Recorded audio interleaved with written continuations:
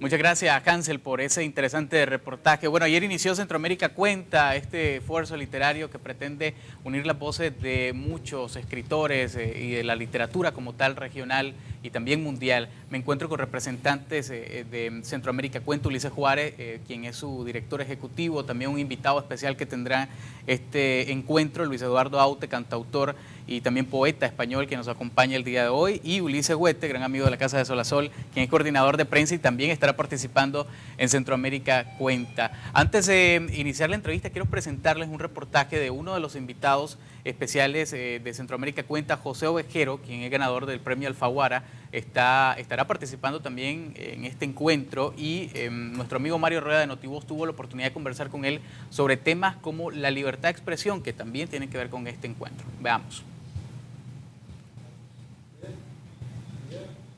Nuestro país se convierte en tierra de poetas y escritores con la celebración de Centroamérica Cuenta 2015, donde diversos poetas y escritores precisamente de toda la región centroamericana y también de Iberoamérica están presentes en nuestro país para darle realce a las letras y también promover un tema muy importante, la libertad de expresión. Para hablar sobre este y algunos otros temas, tenemos un invitado muy especial el día de hoy. Se trata del escritor español José Ovejero, a quien le damos la más cordial bienvenida.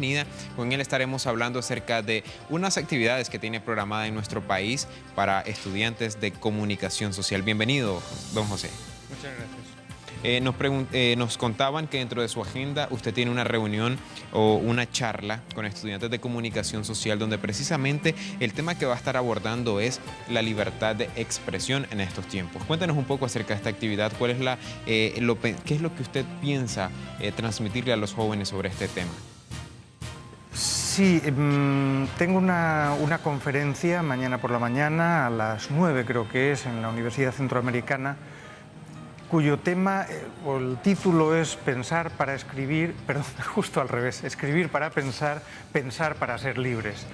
Y tiene que ver con cómo la literatura, no solo la escritura, no solo la práctica de ella, sino también la lectura, el consumo de literatura, lo que hace es permitirnos asomarnos a otras posibilidades.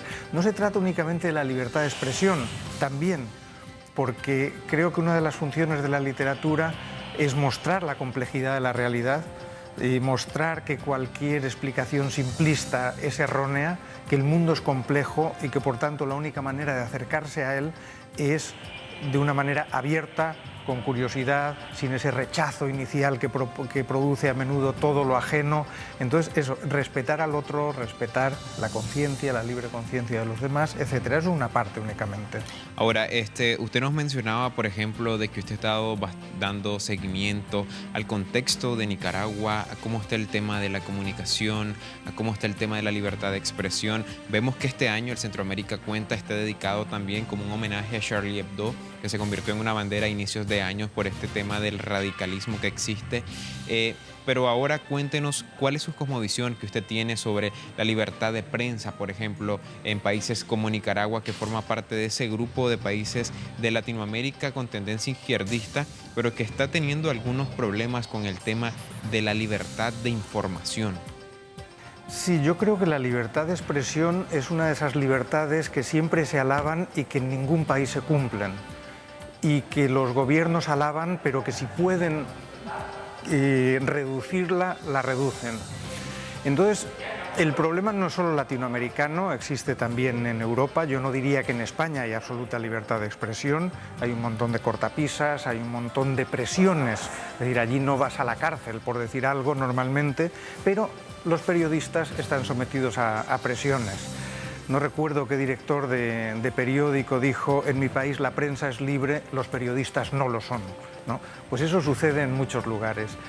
En América Latina, en algunos países de América Latina, supongo que Nicaragua pertenece también a ellos, hay una tendencia a que determinados gobiernos se perpetúen en el poder. Perpetuarse en el poder significa acrecentar el control. Y a menudo ese acrecentamiento del control es sobre la prensa, sobre los medios propios, limitando la libertad de expresión de los otros. Se tiende casi a identificar al gobierno, que lleva un montón de tiempo ahí, con el país. Entonces, si la prensa ataca al gobierno, es que están atacando al país.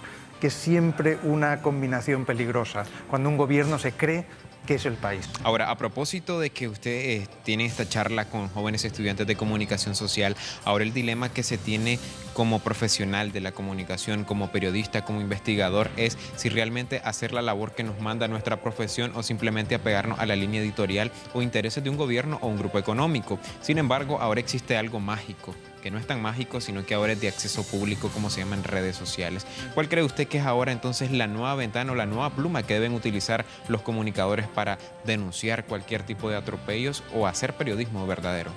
Bueno, yo creo que están las redes, pero que también el hecho de que haya hoy una prensa en Internet ha facilitado esa libertad de expresión. Si pienso, por ejemplo, en un país como el mío, en el que los grandes medios de comunicación, los grandes periódicos, están muy vinculados a determinados intereses políticos y económicos. Trabajar en ello significa aceptar determinados límites a tu libertad como periodista. Y lo bueno, lo interesante es que han surgido periódicos nuevos que no tienen esos compromisos, precisamente muchos de ellos son de periodistas que se han ido de otros periódicos y que han querido crear una prensa diferente, una prensa independiente. Claro, eso con el tiempo también se va limando, pues esa prensa que es independiente también acaba adquiriendo compromisos, pero va Internet, esa posibilidad de crear prensa en línea, prensa quizá más efímera, que no pretende ser una cabecera que dure 80 años, nos da esos nichos de una relativa libertad. Ahora, también usted va a estar hablando de monstruos aquí en nuestro país. Queremos que nos cuente de qué se trata esta charla, que es acerca de monstruos y qué es lo que usted va a estarle comunicando a esas personas que estén participando de ella. Sí, parece que una cosa no tiene relación con la otra y sin embargo la tiene.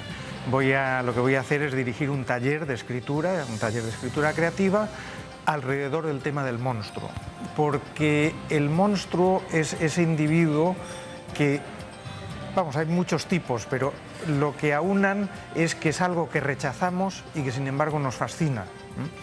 Y pienso que el monstruo además a veces expresa los deseos ocultos de una sociedad. El monstruo es ese ser extremadamente libre, tan libre que puede ser tremendamente destructivo y que sin embargo en esa libertad nos está contando qué es lo que querríamos, qué es lo que deseamos, qué es lo que ocultamos. Nos ponía un ejemplo muy claro, por ejemplo, con algo que puede parecer de dibujo animado, en el caso de Godzilla. ¿Cómo se puede contextualizar y cómo puede expresar un monstruo de este tipo los sentimientos que tienen tal vez sus creadores o los ciudadanos del país donde están? Sí, hay monstruos literarios, altamente literarios, que son muy interesantes y que expresan esa especie de subconsciente colectivo, pero también el subconsciente colectivo lo vemos en los monstruos de la literatura popular, del cine, del cómic. Godzilla es un ejemplo, que es un monstruo que expresa al principio el miedo a un mundo radiactivo, a un mundo nuclear, a los accidentes, a las pruebas nucleares, etc. No en vano surge en Japón, un país traumatizado precisamente por las consecuencias del uso de la energía nuclear. Pero ese monstruo va evolucionando y en algunas de las versiones siguientes ya no es un monstruo destructor del país, sino que es un monstruo que defiende al país y que de alguna manera expresa ese deseo de Japón de volver a ser poderoso, de hacer frente a sus enemigos, etcétera, etcétera. Otros monstruos como Drácula también se van transformando desde su creación, hace ya un par de siglos hasta hoy. Drácula ha atravesado diferentes fases, ha expresado miedos de la sociedad casi victoriana, ha expresado también el miedo al nazismo en la película de Murnau, bueno, no exactamente al nazismo, pero esa especie como de tendencia totalitaria de una sociedad, a esa peste que se va imponiendo en una sociedad. Entonces a mí el monstruo me parece que es un ser revelador muy interesante. Excelente, muchísimas gracias don José Ovejero por habernos regalado estos minutos. Para aquellos que se están preguntando quién es José Ovejero, él fue ganador del premio Alfaguara de novela en el año 2013 por La invención del amor. Un escrito sin duda que tiene y deja mucho al pensamiento de cómo se transforman los sentimientos del ser humano, ¿verdad? Agradecemos que nos haya regalado estos minutos y usted, si usted quiere saber un poco más de él, puede estar pendiente de la programación de Centroamérica Cuenta, que hasta el día sábado estarán realizando actividades diferentes en Managua y también en León para acercar la literatura hasta usted. De esta manera vamos a regresar con más que tenemos en estudio. Gracias, Mario. Bueno, vamos a continuar con más del programa y a propósito de Centroamérica Cuenta, leí acá el fragmento del discurso de la inauguración que daba Sergio Ramírez sobre este Centroamérica Cuenta y menciona él: queremos ver y ser vistos, cómo nos ven y cómo vemos a los demás. Es parte del espíritu de esta iniciativa. Ulises, vos que has estado o que estás en la directiva desde el inicio de Centroamérica Cuenta, danos detalles de este año, qué es lo particular. Hay más de 70 invitados, dicen. Bueno, lo importante del encuentro en sus 3 ediciones ha sido visibilizar a los autores centroamericanos, tanto entre nosotros mismos en Centroamérica, que es una gran tarea llegarnos a conocer, como hacia afuera, que los escritores y los circuitos culturales en el exterior nos conozcan. Y este esfuerzo solo se puede hacer unidos, toda Centroamérica, porque cada país es muy pequeño para romper estas fronteras que existen. Este año tenemos más de 70 invitados, son más de 30 actividades. Como todo encuentro, nosotros aspiramos a crecer cada año, no solo en número de invitados, pero también en la calidad de los invitados. Por eso hemos llenado esta semana con todas estas actividades que son totalmente gratuitas y libres al público. Muy bien.